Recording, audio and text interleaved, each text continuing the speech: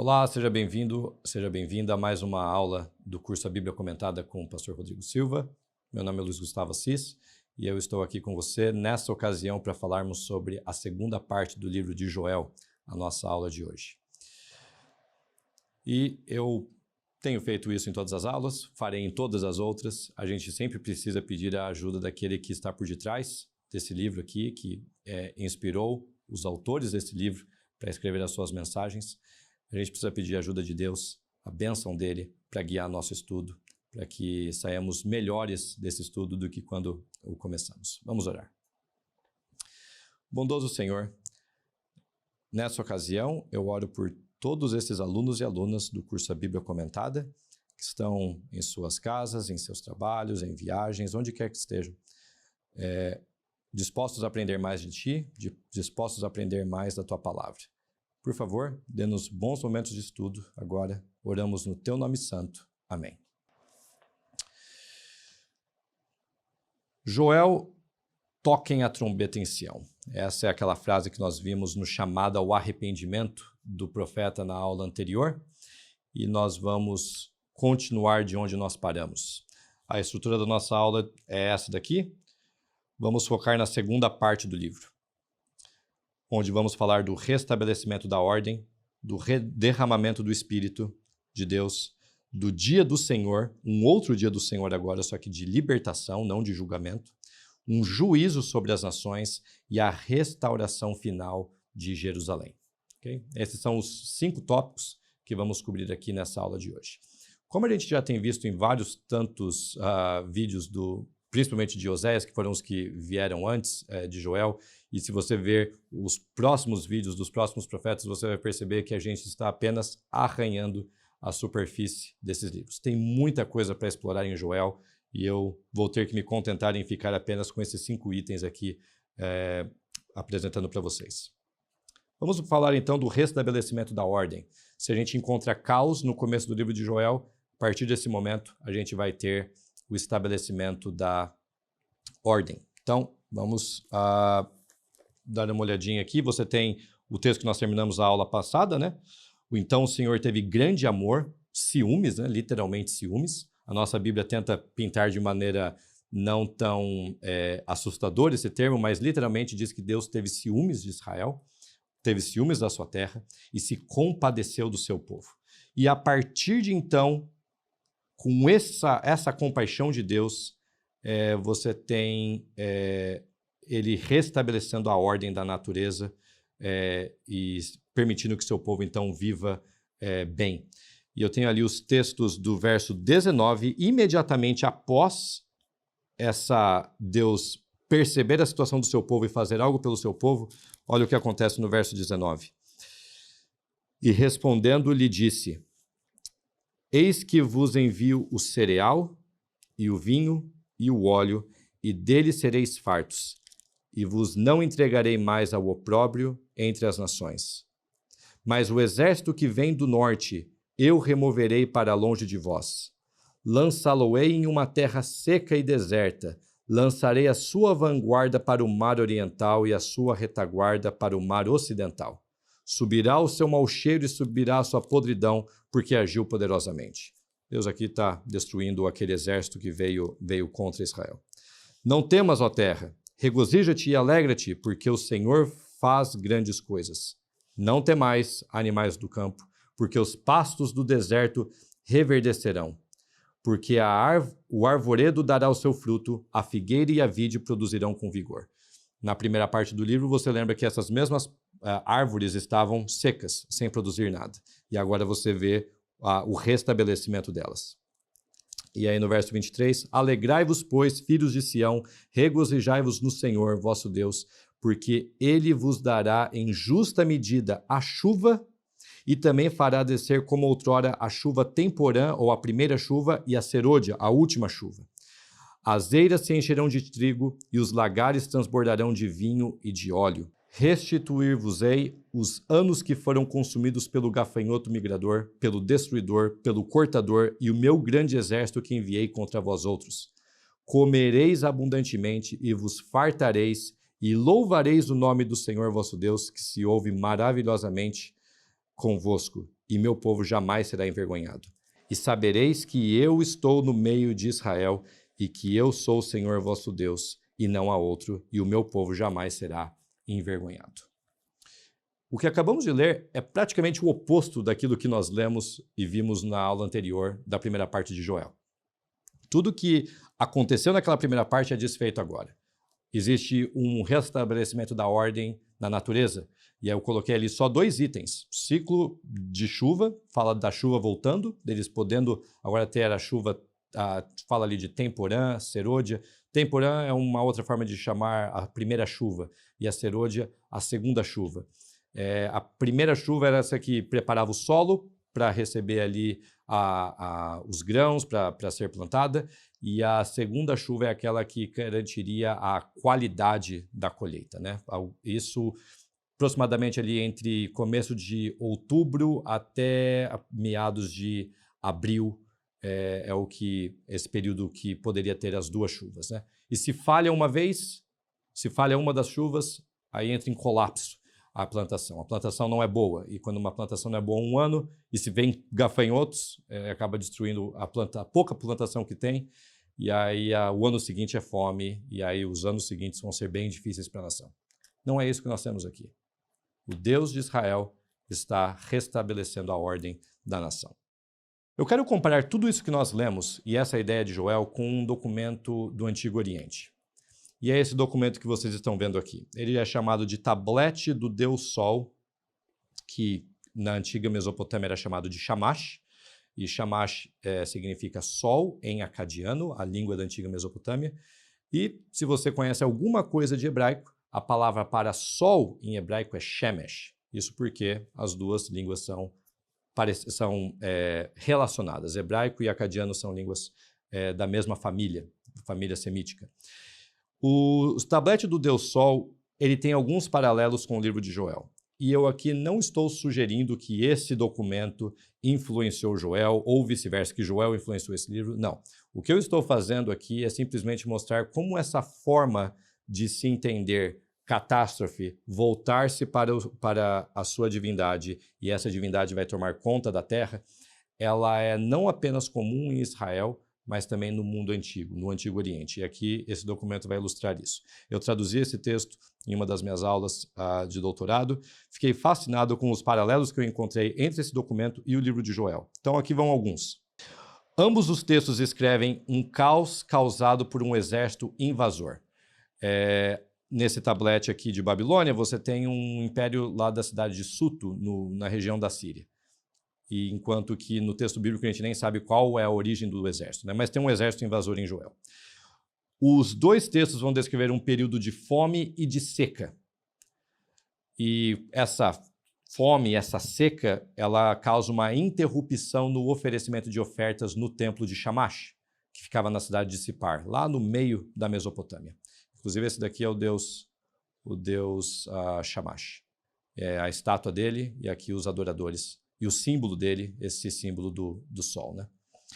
Mas, conforme você vê essas similaridades aqui no texto, você vê aqui um chamado ao arrependimento, que eu chamei disso em Joel, que no livro que no tablete do Deus Sol aqui, que vocês veem, são uma série de reformas que o rei babilônico faz. Então, diante da catástrofe, diante de algo errado que está acontecendo na nação, esse rei babilônico, chamado Nabonido I, não é o Nabonido lá da época do profeta Daniel. Esse Nabonido aqui, ele começa a fazer uma série de reformas, porque ele sabe que tem alguma coisa errada do relacionamento entre o povo e a divindade. E aí o que acontece? Se o texto bíblico disse, então o Senhor teve grande compaixão, ou teve grande amor pela sua terra e se compadeceu do seu povo, o texto do tablete de Shamash diz, então Shamash tornou-se misericordioso e voltou o seu rosto para o seu povo. Está na coluna 3, nessas linhas 15 a 18 ali.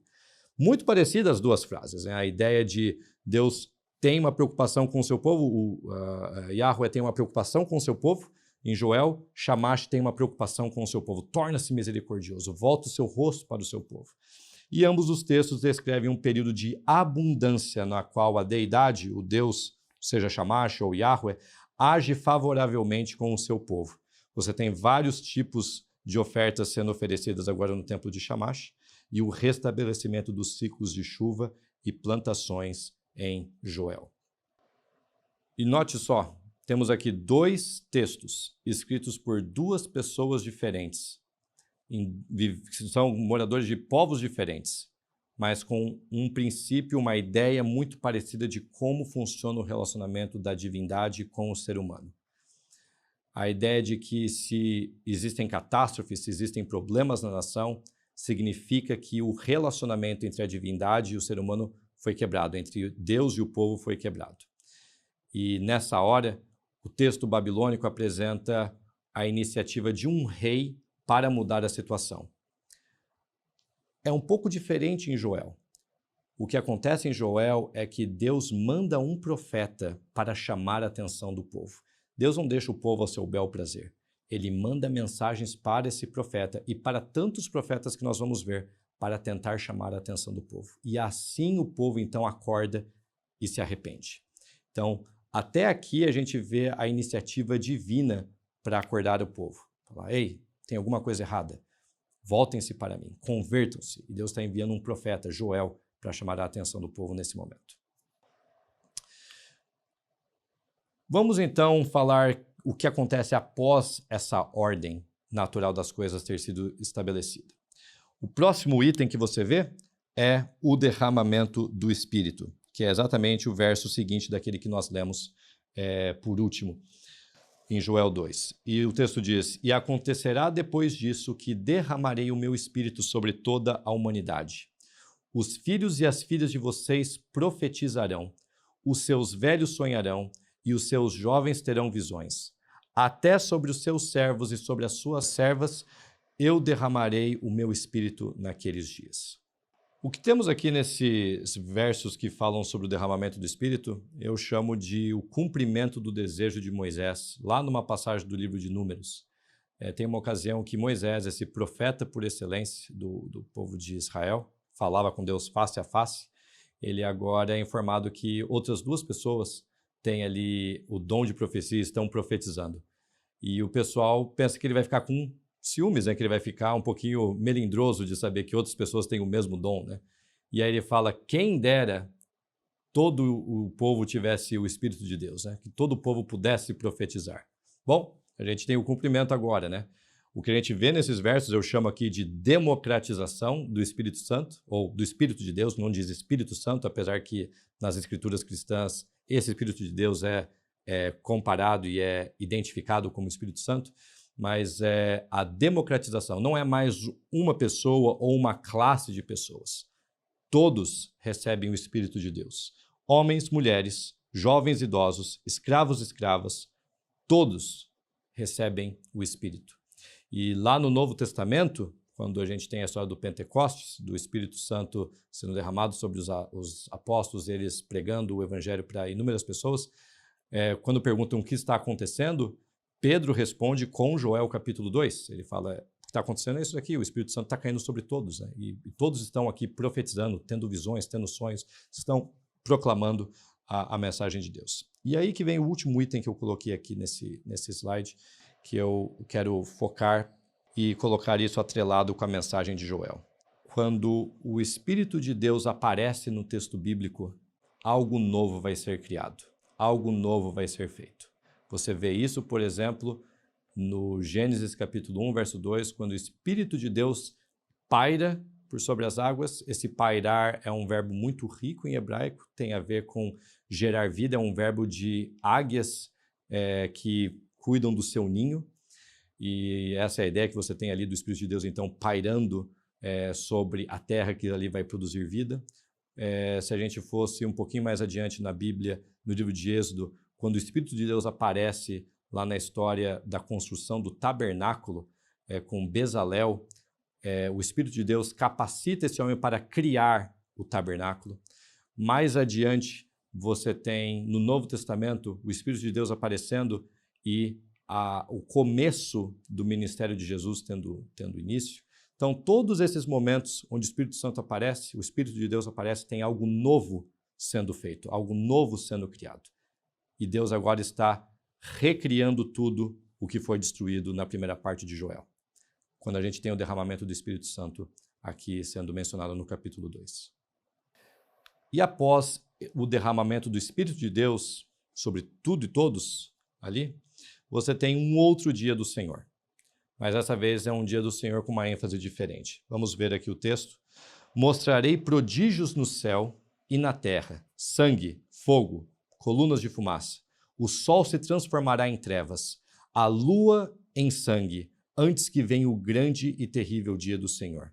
E acontecerá que todo aquele que invocar o nome do Senhor será salvo, porque no monte Sião e em Jerusalém estarão os que forem salvos, como o Senhor prometeu, e entre os sobreviventes, aqueles que o Senhor chamar. O que o texto está mostrando aqui é que, após aquele período caótico, que agora foi, que Deus está revertendo para a ordem, você vê ali os sobreviventes, né? Os que forem salvos, aqueles que sobreviveram de tudo isso, eles agora vão presenciar um outro dia do Senhor. Mas esse outro dia do Senhor é para qual objetivo? Todo aquele que invocar o nome do Senhor será salvo. Esse dia do Senhor tem uma ênfase em salvação, tem uma ênfase em libertação.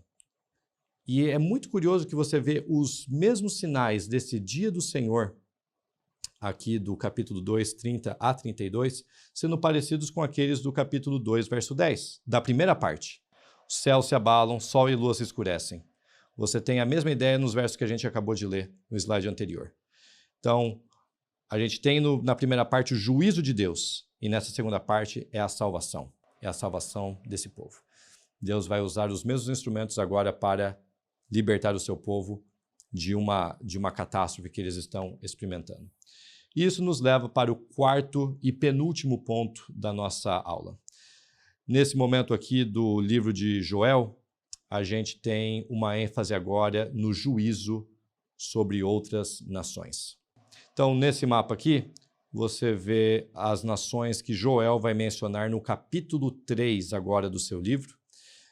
A partir dos versos 4 a 8, você tem ali referências que ele faz a Tiro, aqui em cima, a Sidom, aqui em cima, são duas cidades fenícias, e ele também faz referência à Filístia, esse território aqui. Os filisteus, povo conhecido no período bíblico, eles residiam nessa área, e agora o Joel está direcionando mensagens de julgamento não contra Israel, não contra a nação, né, mandando o exército invasor para cá, mas mandando o exército invasor por aqui. Então, essa região da Filístia era conhecida por ser onde passava uma rodovia chamada Via Maris no mundo antigo. Ainda tem uma rodovia lá, mas não é a Via Maris que conectava o Egito até aqui em cima, aqui na entrada desse vale aqui. E aqui você tem que entrar por um desses vales para passar para o Vale de Jezreel. Mas aqui era um caminho comum para exércitos passarem. Então, provavelmente, o Joel conhece a geografia, sabe a disposição das estradas e as rotas dos exércitos, e fala, vai passar exército por Filístia e vai destruí-los. E por qual motivo que Deus está enviando mensagem contra essas nações? Porque essas nações, segundo Joel, ajudaram na diáspora dos moradores de Judá, de espalhar o povo de Judá para outras nações. Então, eles devem ter sido cúmplices no que aconteceu com Judá, assim como, por exemplo, Edom vai ser cúmplice do que aconteceu com Judá no livro de Obadias. O livro de Obadias vai fazer uma crítica a Edom nesse sentido. E aí você tem um chamado para a guerra, não só o julgamento sobre essas nações, mas um chamado para a guerra. O verso 10, por exemplo, diz, forjai de vossos arados espadas e de vossas podadeiras lanças. Essa frase é o oposto daquilo que você tem em Isaías 2 e em Miqueias 4. Na nossa aula sobre Miqueias, nós vamos falar sobre essa frase. Em Miqueias, ela é um chamado para a paz. Você transforma a sua espada em um arado, em um instrumento agrícola.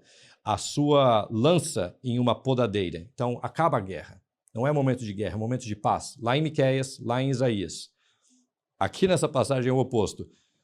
Pega o seu arado e transforma em espada. Pega a sua podadeira e transforma em lança, porque é hora da guerra. Deus está chamando um povo para a guerra. Esse exército capacitado pelo Espírito de Deus, agora é um exército de Deus nessa guerra final.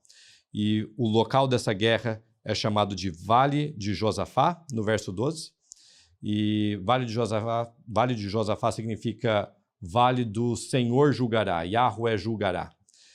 No verso 14 ele é chamado de Vale da Decisão. E esse nome, Vale da Decisão, ou Vale de Josafá, simplesmente indica o local onde Deus decidirá, ele julgará.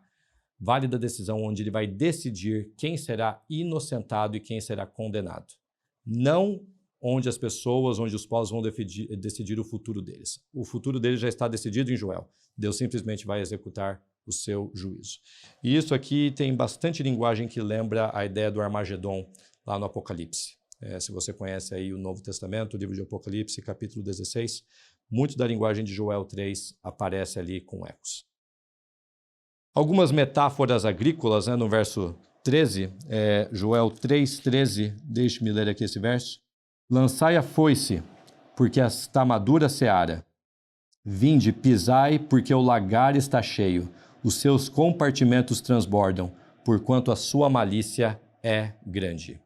O texto faz agora referência a algumas metáforas agrícolas no verso 13, como por exemplo aqui, eu tenho o texto. Peguem a foice e comecem a colher, porque a plantação está madura. Venham, pisem as uvas, porque o lagar está cheio e os seus compartimentos transbordam, porque é grande a maldade deles. E aqui eu tenho um exemplo aí de um lagar, lá de uma pintura de uma tumba egípcia. Ali o lagar, um monte de uva e os egípcios ali esmagando uvas, né? Então, uma pintura, evidentemente, de um lagar em Israel, cheio de uvas, e ali o pessoal separando as uvas para colocar aqui, para serem pisadas e ali produzirem o suco. E essa ideia do lagar é de Deus agora sendo responsável por pisar nesse lagar e esmagar. E não é uva, mas a maldade que está cheia dentro desse lagar aí. E temos mais um dia do Senhor, mais um, né? Dentro desse chamado para a guerra. No verso 15 e 16, o sol e a lua se escurecem, e as estrelas deixam de brilhar. O Senhor rugirá de Sião, e de Jerusalém fará ouvir a sua voz. Os céus e a terra tremerão, mas o Senhor será o refúgio do seu povo e fortaleza dos filhos de Israel. Então, nós falamos isso na nossa aula introdutória do livro dos Profetas Menores. O rugido de Deus aqui serve como um elo literário entre Joel e Amós. E aqui, tanto em Joel como em Amós, é um juízo, tem uma ênfase no juízo de Deus. Deus ruge para mostrar a sua força, para intimidar, para mostrar que ele é o soberano. Mas nas nossas aulas sobre Oséias, principalmente na última aula de Oséias, nós mostramos como o rugido de Deus, na verdade, serve como uma forma de chamar as pessoas, os moradores do povo de Israel que estão dispersos. E é curioso, então, como vemos a mesma metáfora sendo usada por diferentes autores, Oséias, Joel, Amós, mas com diferentes significados. E aí nós temos, então, a restauração final de Jerusalém. O texto diz: assim vocês saberão que eu sou o Senhor, o Deus de vocês, que habito em Sião, o meu santo monte. Depois de tudo isso que estamos falando, Deus se assenta no seu trono, ele habita em Sião, e Jerusalém será santa. Estranhos não passarão mais por ela. O texto diz ali que Deus habitará em Sião. Essa forma de dizer que Deus vai habitar lá é que ele vai ser estabelecido lá para sempre, que a cidade ficaria protegida, que exércitos estrangeiros não passarão mais por ela. A ideia de estrangeiros não passarão mais por elas parece sugerir uma ideia de xenofobia, de que eles não queriam mais que nenhum estrangeiro passasse por lá. Não é bem assim. O que nós lemos aqui em Joel, esses exércitos invasores passando, Deus assegura que não passarão mais. A cidade estará protegida, estará segura, não vai passar mais ali um exército estrangeiro. Os versos finais vão descrever a restauração da cidade de Judá, ordem ao invés de caos, como a gente já viu, e fala de 2 outros povos, do Egito e Edom, que são inimigos de Israel, que eles vão ficar desolados em contraste com a segurança eterna de Jerusalém. Então, é nesse contexto que o nosso livro de Joel se encerra, mostrando um começo caótico, mas um final cheio de ordem, cheio de organização, com Deus ali habitando. Muitas dessas profecias, você pode se questionar, se cumpriram, vão se cumprir? Como é que a gente entende isso? Lendo a Bíblia como um todo, como escritura de Gênesis a Apocalipse, você vai ver o cumprimento final de muitas dessas profecias só lá no livro do Apocalipse. E fala ali da Nova Jerusalém, de Deus morando nessa cidade, da cidade sendo protegida, não mais tendo luto, pranto, dor, porque as coisas antigas já passaram. Então, os profetas aqui do antigo Israel estão olhando para um futuro tão distante que eles não conseguem diferenciar muito bem aquilo que vai ser para os dias deles, para dias um pouquinho mais distantes. Mas nós somos privilegiados de ter a Escritura toda em mãos e podermos ler, apreciar e criar expectativa de ver o cumprimento de algumas dessas coisas acontecendo ainda no nosso futuro.